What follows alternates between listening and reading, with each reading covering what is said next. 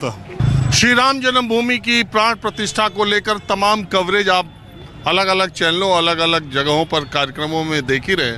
मैं आपको अयोध्या के अलग अलग रंग और अयोध्या की अलग अलग बातें दिखाने की कोशिश कर रहा हूं। तो उसमें एक बात ये भी है कि अयोध्या का जो संगीत का हिसाब किताब है, यहाँ पर बहुत सारे शिक्षक हैं संगीत के जो बहुत अच्छी शिक्षा देते हैं और एक अच्छी परंपरा के यहाँ पर संगीत की साधना के लोग भी मिलते हैं। और जितने मंदिर हैं, जितने महंत हैं, उनके यहाँ गरीब बच्चों को पढ़ने का इंतज़ाम भी उनको आवासीय व्यवस्था देते हैं, निःशुल्क उनको खाने पीने की व्यवस्था करते हैं, ऐसी भी व्यवस्था है। और एक गुरुकुल की परंपरा भी अयोध्या में चलती है, जिसमें तमाम कई जगहों पर शिक्षक वेद की, व्याकरण की और सनातन धर्म की शिक्षा, संस्कृति की शिक्षा देते हैं। तो मैं गुरुकुल जो एक गुरुकुल चलाने वाले आचार्य हैं, वो अपने बच्चों के साथ उनको घुमाने के लिए यहाँ ले आए थे।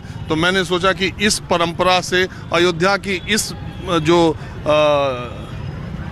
क्वालिटी है, जो उससे भी लोगों को रूबरू कराया जाए। तो मैंने देखा कई गुरुकुल यहाँ चलते हैं, छोटे बड़े, और बहुत सारे आश्रमों में बच्चे रहते भी हैं, महंत और पुजारी की सेवा भी करते हैं और निःशुल्क उनके आवास और रहने की सुविधा भी होती है। तो आपका किस तरीके से? हमारा गुरुकुल जो है वो आश्रम पद्धति पर निर्धारित है और ये गुरुकुल बड़ा ही अद्भुत है अयोध्या में। वैसे 2500-3000 गुरुकुल हैं, लेकिन यहाँ के बच्चे 4 बच्चे तुम्हारे यहाँ भी इस साल JRF निकाले हैं, जूनियर रिसर्च फेलोशिप, 40,000 रुपये भारत सरकार के द्वारा। छोटे बच्चे लग रहे हैं इसमें। कौन? नहीं, ये देखिए JRF भी बच्चा है, अभी 2-3 बच्चे PhD कर रहे हैं। कोई जो है दक्षिण भारत में है, कोई JNU है, कोई BHU है, इस तरह से बच्चे। पोस्ट ग्रेजुएशन कर चुका? ये पोस्ट ग्रेजुएशन कर लिए, JRF हैं।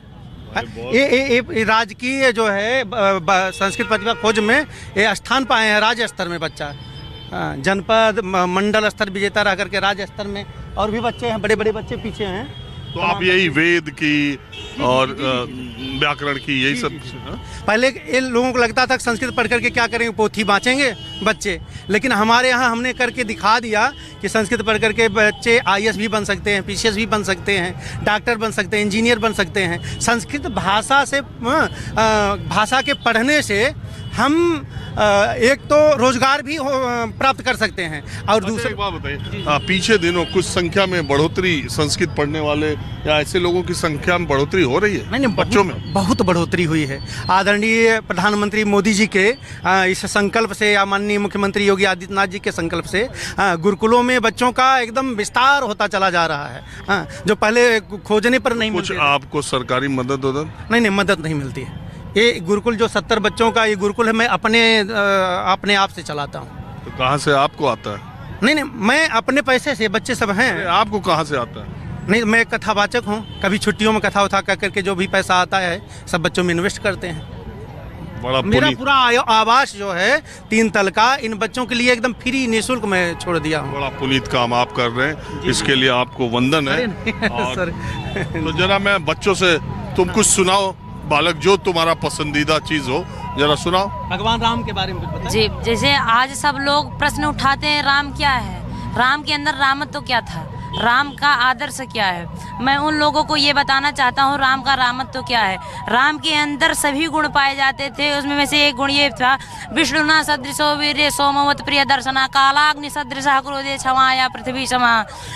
महर्षि वाल्मीकि जी मूल रामायण पुस्तक में लिखते हैं कि भगवान राम पृथ्वी के समान क्षमावान थे और क्रोध युद्ध में कालाग्नि सदृशा क्रोध है। एक मिनट बेटा, ये मैं आपको एक माहौल दिखा रहा हूँ। अयोध्या में किसी तरह की किसी सुरक्षा के लिए ATS यूपी के ATS के लोग लगातार फ्लैग मार्च कर रहे हैं अयोध्या की सड़कों पर। और जो सुरक्षा की व्यवस्था है यहाँ यूपी ATS के लोग समय समय पर, आप देखिए फ्लैग मार्च इस वक्त शाम का वक्त है यहाँ पर कर रहे हैं। और सुरक्षा बल अच्छी खासी तादाद में 25,000 सुरक्षा कर्मी अयोध्या के सुरक्षा के लिए लगाए गए हैं। उत्तर प्रदेश के तकरीबन हर जिले से पुलिस कर्मियों को यहाँ पर बुलाया गया। हाँ, माफ करना, थोड़ा ये दिखाना भी जरूरी रहता है, माहौल, समझे। अब अपनी बात शुरू करो। जी, तो राम जी पृथ्वी के समान क्षमावान थे। पृथ्वी पर सब लोग इतना कार्य करते हैं, इतना गड्ढा खोदते हैं, लेकिन पृथ्वी कभी भी किसी को दंड नहीं देती है। इसी प्रकार भगवान राम थे, भगवान राम कभी भी किसी को दंड नहीं देते।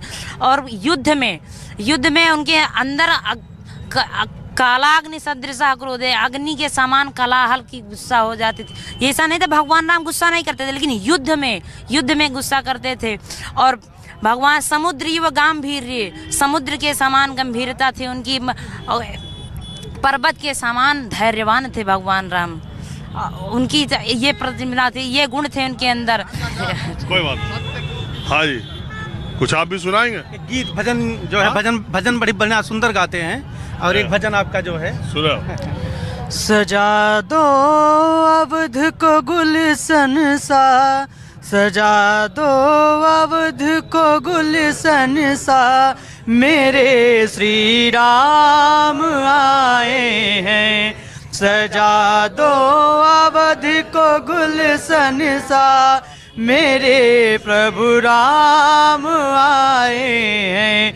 मेरे श्री राम आए हैं, मेरे श्री राम आए हैं, मेरे श्री राम आए हैं, मेरे प्रभु राम आए हैं, मेरे प्रभु राम आए हैं। लगे कुटिया भी दुल्हन सी, लगे कुटिया भी दुल्हन सी, मेरे प्रभु राम आए हैं।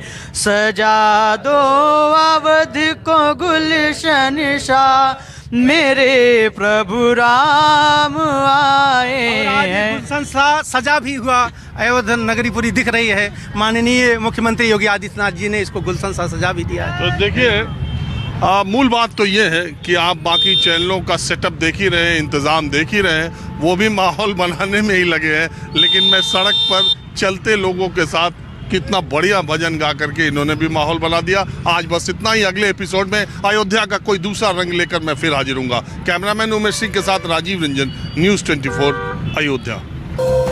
को प्रेजेंटेड बाय विमल। दूर कितना भी जाओ, इस जुमा से दूर ना जा पाओगे। विमल, बोलो जुमा केसरी।